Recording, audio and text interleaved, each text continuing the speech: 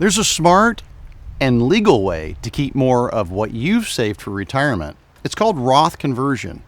Many people have heard of it. Fewer people understand how to implement it. Stay with me. I'll explain how you can implement it for yourself. So Roth conversions. Sounds confusing, but it's really not that complicated. The whole point of a Roth conversion is to take assets that you have in accounts, things like IRAs or 401k accounts or other retirement accounts that you haven't paid taxes on yet, that you want to convert into Roth. Roth simply means it's a retirement account where you've already paid taxes on the assets that are in there. And since you've already paid taxes on the assets that are in there, the Roth allows you to let it grow over time and never pay tax again. So obviously everybody would love to have an account that they don't have to pay tax on, but the problem is, how do you get the money in the account? And getting the money in the account means you pay tax up front but don't pay tax later. So let's look at how are most people invested with the retirement accounts. Well, typically people have retirement accounts, things like 401ks, 403bs, TSP accounts, whatever your retirement account is at work.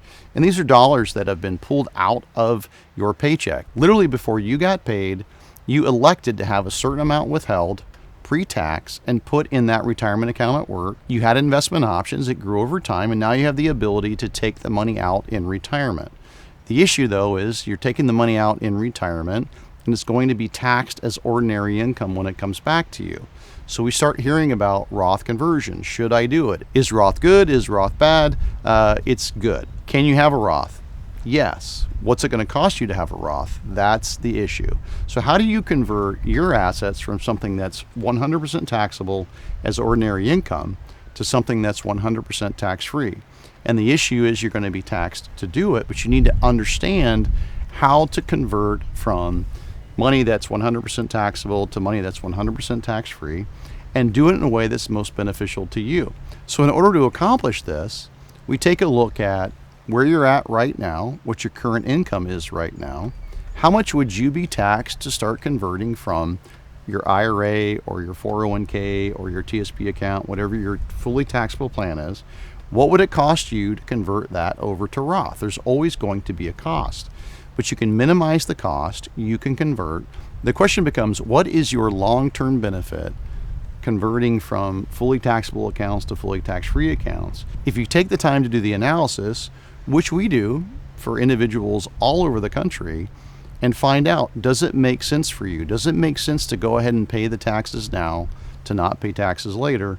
I would say for most people the answer is yes. Taxes over time potentially go up, but more importantly you have something called a required minimum distribution where you're forced to take money out of your account. And when you're forced to take money out of accounts that are 100% taxable as ordinary income, which is taxed at whatever that income rate is, which could be the highest rate or the lowest rate. The point is, if you're taking large distributions out of those retirement accounts, you pay more in taxes, you potentially pay more in Medicare premiums, things like Medicare Part B. So it can become very, very complicated. So what many people are doing around the country is they're taking the time to do an analysis on, does Roth conversion work for me? Is it a good idea for me? And would it benefit me long term?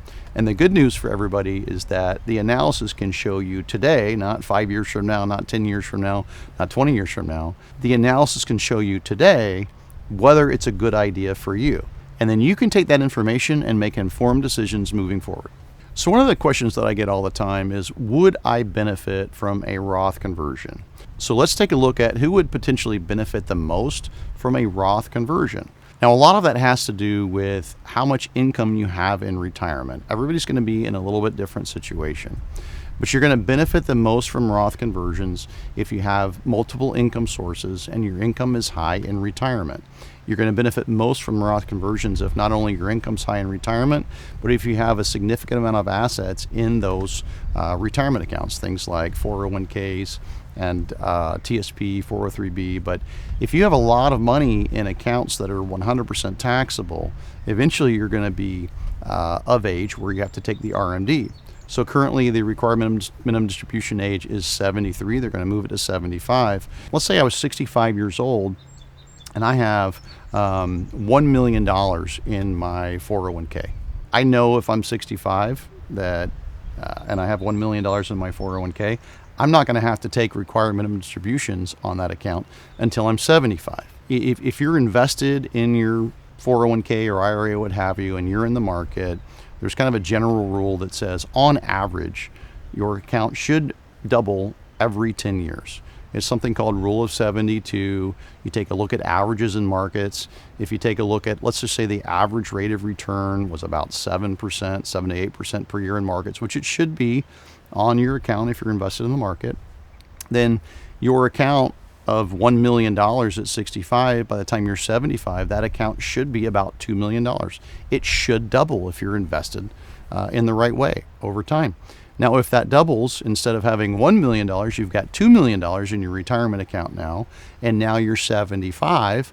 This is all good, except that you have to take the required minimum distribution. And that required minimum distribution, I'm going to round this off, but let's just say it's about 4% that you have to take out of that retirement account. So this is simple math. 4% of $2 million is about $80,000.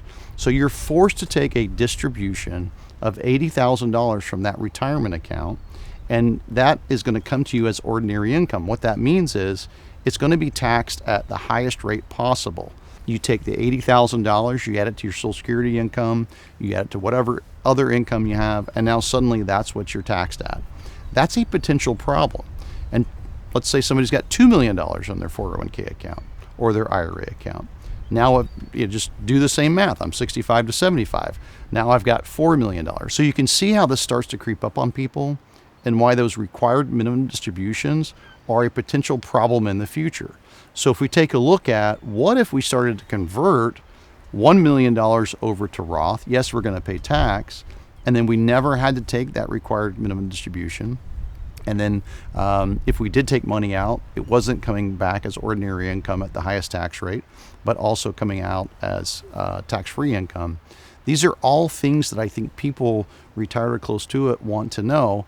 And this buzzword, Roth conversion, or everybody needs a Roth, is out there. It's used in marketing all the time, but very, very few people understand the mechanics of how to actually implement it for themselves. So what we're doing for people around the country is taking a look at, does Roth conversion make sense for you?